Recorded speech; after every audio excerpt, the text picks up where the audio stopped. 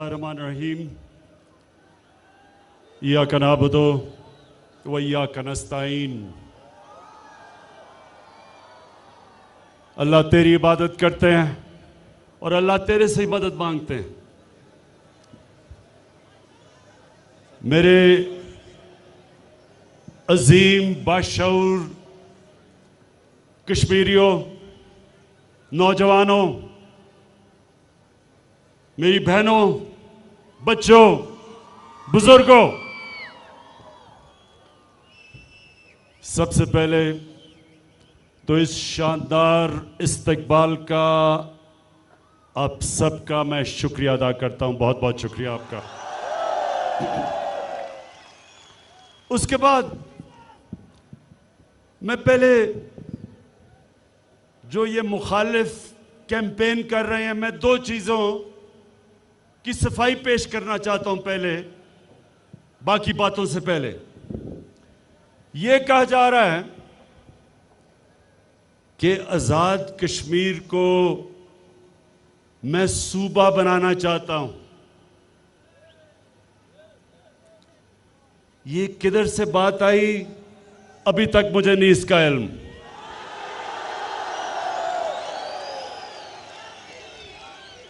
लेकिन जो मैं आपको अब वाज़े करना चाहता हूं कि 1948 में दो यूनाइटेड नेशंस की सिक्योरिटी काउंसिल्स की रेजोल्यूशन थी। उसके मुताबिक जो इंटरनेशनल कम्युनिटी, आलमी दुनिया, उन्होंने कश्मीर के लोगों को हक दिया था कि अपने मुस्तकबिल का फैसला करने का।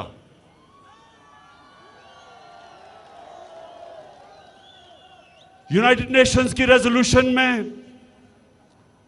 कश्मीर के लोगों ने फैसला करना था कि क्या वो हिंदुस्तान के साथ जाएंगे या पाकिस्तान के साथ जाएंगे। मैं आज आपके सबके सामने ये वाज़े करना चाहता हूं कि इंशाअल्लाह एक दिन आएगा, मुझे पूरा अल्लाह पे ईमान है कि जितनी कश्मीर के लोगों ने कुर्बानियां दी, ये कुर्बानियां जाया नहीं होंगी।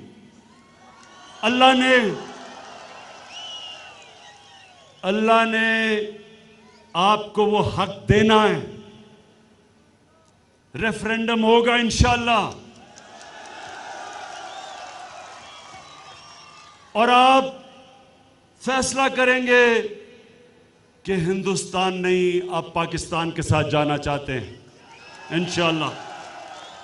उसके बाद ये मैं आज आपको असल बात कहना आया हूं कि उसके बाद मेरी हुकूमत फिर एक रेफरेंडम करवाएगी और उस रेफरेंडम में कश्मीर के लोगों को हम कहेंगे कि आप फैसला करें कि पाकिस्तान के साथ रहना चाहते हो या आजाद होना चाहते हो।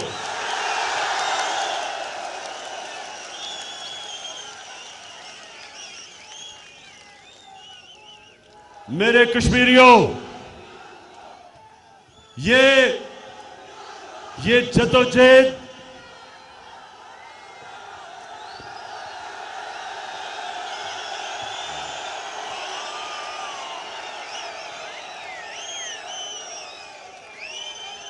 ये जो कश्मीर के लोगों ने अपनी आजादी की जदोजहद 100 साल से भी पहले शुरू की थी, डोगरा हुकूमत के खिलाफ कश्मीर के लोग बार बार खड़े हुए अपनी आजादी के लिए।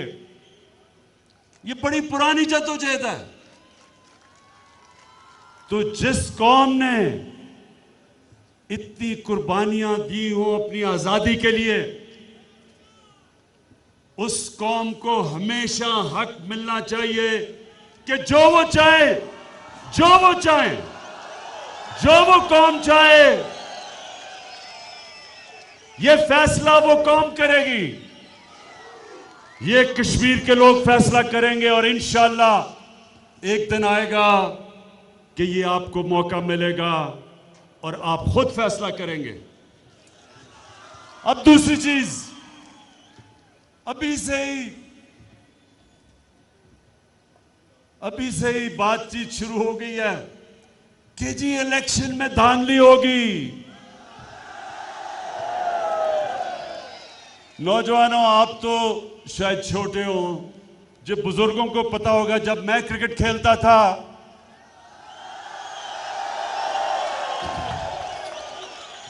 तो हमारे जब मैच खेले जाते थे तो अपने अंपायर होते थे। हर मुल्क अपने अंपायर खड़े करता था। तो जब भी किसी ताकतवर टीम के खिलाफ जब खेलने जा रहे होते थे तो जिन टीमों को डर होता था कि मैच जीतेंगे नहीं, वो पहले से शुरू हो जाते थे कि अंपायर हमें मैच हरा देंगे। ये मुझे पूरा यकीन है कि कम से कम नून लीग, जिन्होंने आज तक कोई चीज ईमानदारी से की नहीं, वो अभी से शुरू हो गए हैं कि जी धांधली होगी। गवर्नमेंट आपकी, नून लीग की हुकूमत, अमला आपका, इलेक्शन कमीशन आपकी पसंद की, तो धांधली हम करेंगे। मैं एक आप सबको वाकया बताऊं कि मैं अपनी क्रिकेट शुरू की स्कूल में, और फिर जिमखाना क्लब लाहौर का एक बड़ा पुराना क्लब है। तो उधर जिधर हम क्रिकेट खेलते थे, एकदम हमें नजर आया एक बड़ा शौकीन आदमी, मोटा साहब, मैच खेलने आ गया और वो जिमखाना क्लब में आ गया। उसका नाम था नवाज शरीफ। अब ये मैं आज आपको इस जलसे में सच बात बता रहा हूं, और ये जो उन दिनों में जिमखाना में मैच खेलते थे वो सारे आपको मेरी तायद करेंगे। अब जनाब नवाज शरीफ मैच खेलने आ गया। पहले तो बेचारे जिस तरह की पॉलिटिक्स की है उसी तरह की क्रिकेट थी, लेकिन ये बन गया फाइनेंस मिनिस्टर। जब फाइनेंस मिनिस्टर बना तो तब जब मैच खेलने आता था तो अपने अंपायर लेके आता था ग्राउंड में। एक अंपायर डिप्टी कमिश्नर, दूसरा अंपायर कमिश्नर।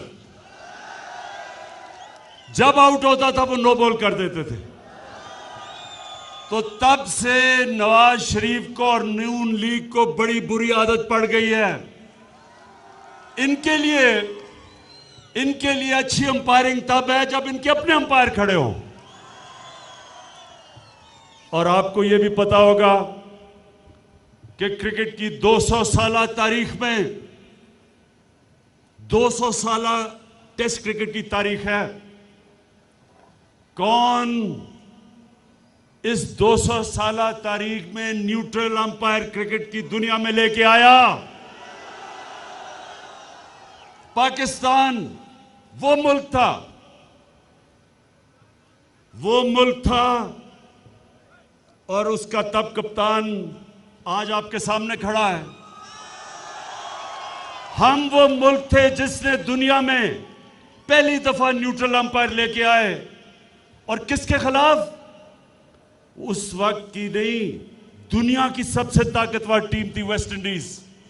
उनको हराना तो बड़ी बात थी, इज्जत से हारना बड़ी बात थी। उनके खिलाफ वो इतनी तगड़ी टीम थी। उसके खिलाफ 1986 में पहली दफा पाकिस्तान में हमने न्यूट्रल अंपायर टेस्ट क्रिकेट में लेके आए, और आज दुनिया में, सारी दुनिया में न्यूट्रल अंपायर है। तो हम 1 साल से लगे हुए हैं कहने हैं सारी ऑपोजिशन की जमातों को कि आओ हमारे साथ बैठ के इलेक्शन सिस्टम की इस्लाहत करो। ताकि इलेक्शन हमारे मुल्क में ऐसे हो कि जो हारे तो वो मान जाए हार। 1 साल से इनको दावत दे रहे हैं ऑपोजिशन पार्टीज को, कोई नहीं आता। हमने तजवीज दी उनको इलेक्ट्रॉनिक वोटिंग मशीन्स की। ये नया, ये टेक्नोलॉजी का इस्तेमाल है।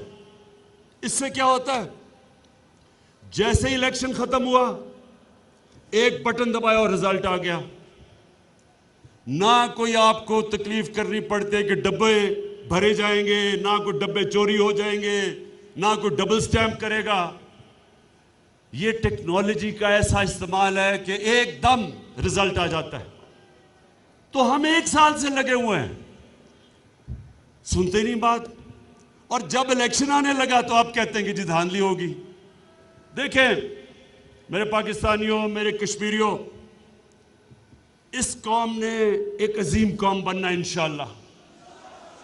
ये मुतमईन हो जाए कि इस कौम में जो अल्लाह ने सलाहियतें दी हैं, जो इस मुल्क को नेमतें दी हैं।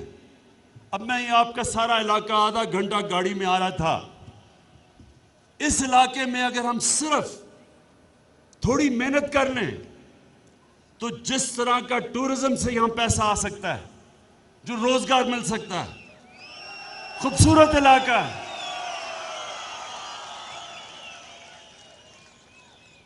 हम जब 2013 में पहली दफा तहरीक इंसाफ की हुकूमत आई पख्तूनख्वा में, पख्तूनख्वा तबाह हो चुका था। जो वॉर ऑन टेरर थी, किसी और की जंग, अमेरिका की जंग में हमने शिरकत की, तबाही मच गई पाकिस्तान में। और सबसे ज्यादा जिस सूबे के अंदर तबाही आई वो पख्तूनख्वा था। हम जब आए 500 पुलिस वाले शहीद हो चुके थे,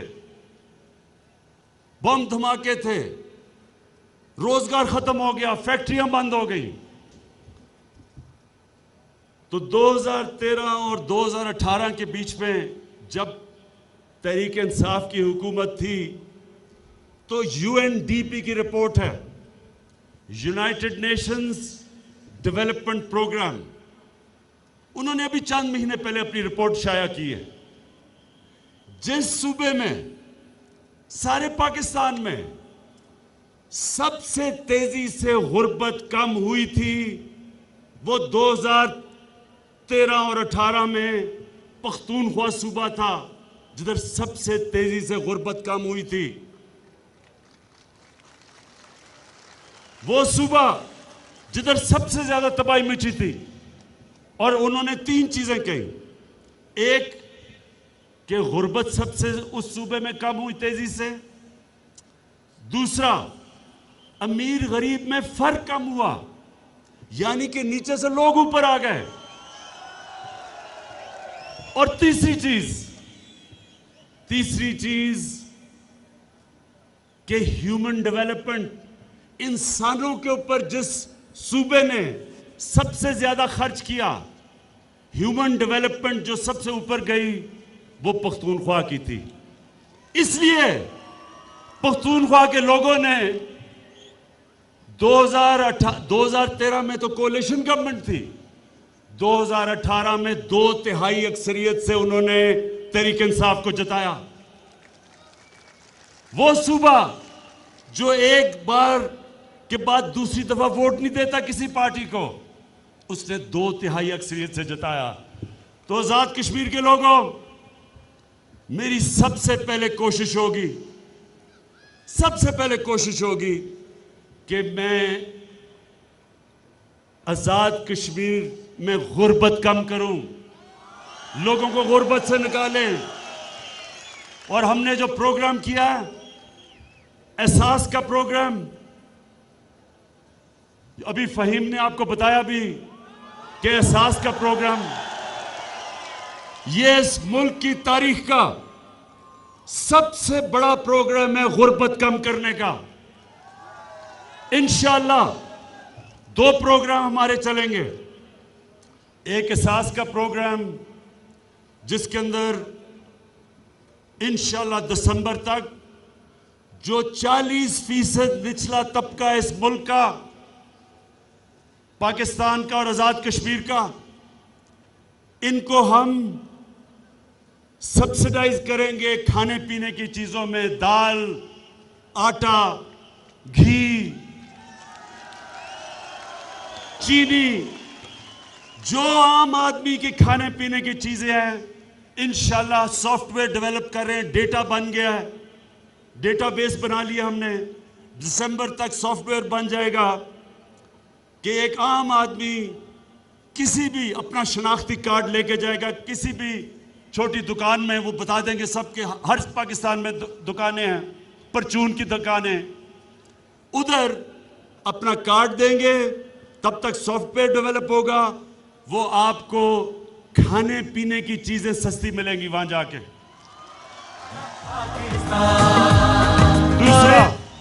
दूसरा कामयाब पाकिस्तान, ये एक और प्रोग्राम है। इसमें क्या होगा? इसमें 40% जो निचले खानदान है, गरीब खानदान, हर खानदान के एक फर्द को टेक्निकल एजुकेशन मिलेगी, उस खानदान को हेल्थ कार्ड मिलेगा।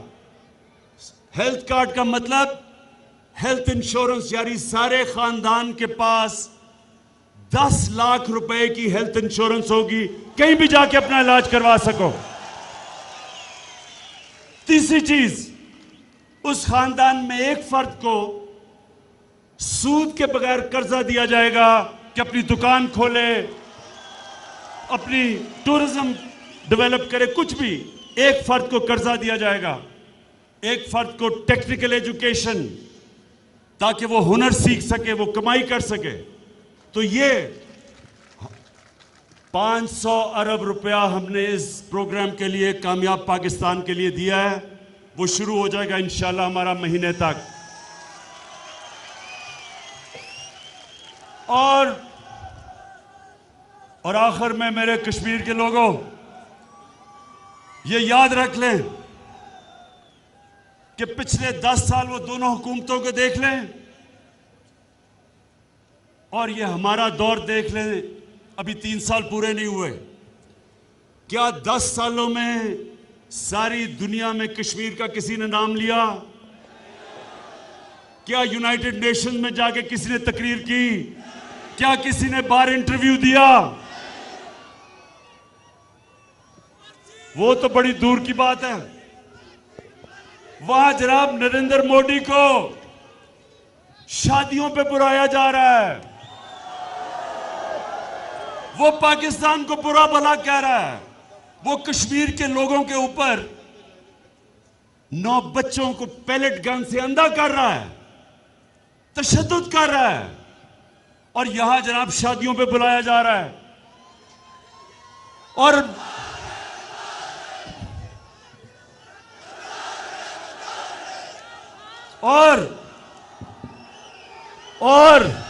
सुने,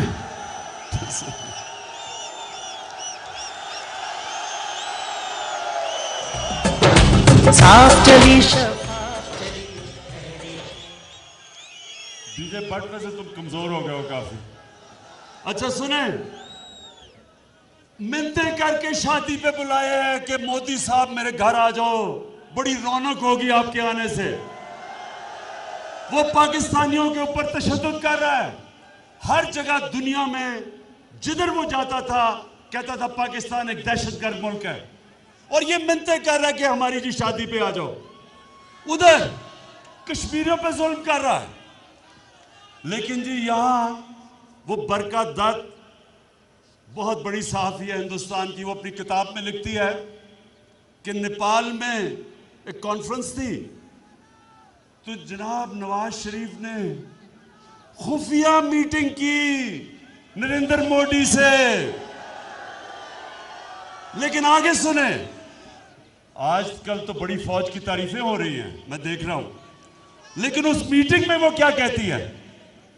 उस मीटिंग में कहती है वो बरकत दत्त कि नवाज शरीफ ने खुफिया मीटिंग इसलिए की कि अपनी फौज से, पाकिस्तानी फौज से डरा हुआ था।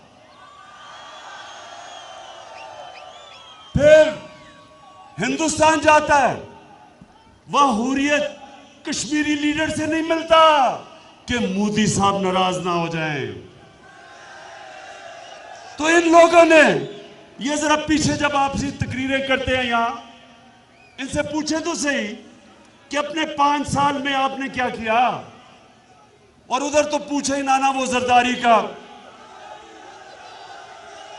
जरदारी को पैसे गिनने में वक्त मिलता तो वो कश्मीर की बात करता। इसलिए इंशाल्लाह आपकी आवाज आपके लिए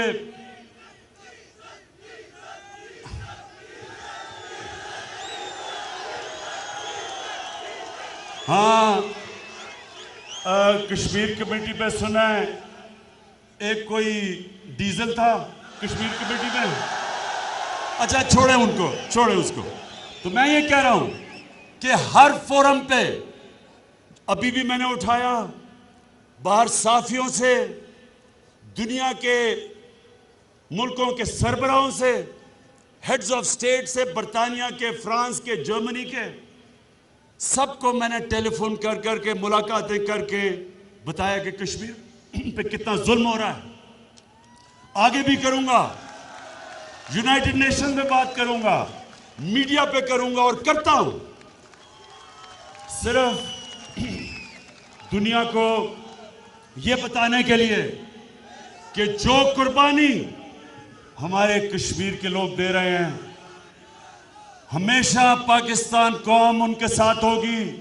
इंशाल्लाह मुसलमान दुनिया उनको भी साथ करेंगे। और मैं आज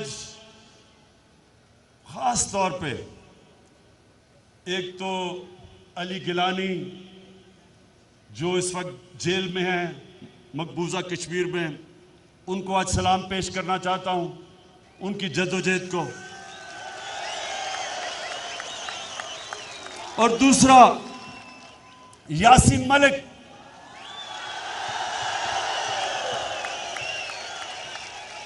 आज से 16 साल पहले जब जलजला आया था, जब आजाद कश्मीर में जलजला आया था, तो मेरे साथ यासीन मलिक हम सारे इलाकों में गए। कश्मीर से वो पैसे लेके आया था और यासीन मलिक ने सारे लोगों के अंदर मुतासरीन में पैसे बांटे, वो मैं कभी नहीं भूल सकता। तो आज हम इस जलसे से यासीन मलिक आपको पैगाम दे रहे हैं, हौसला ना हारना।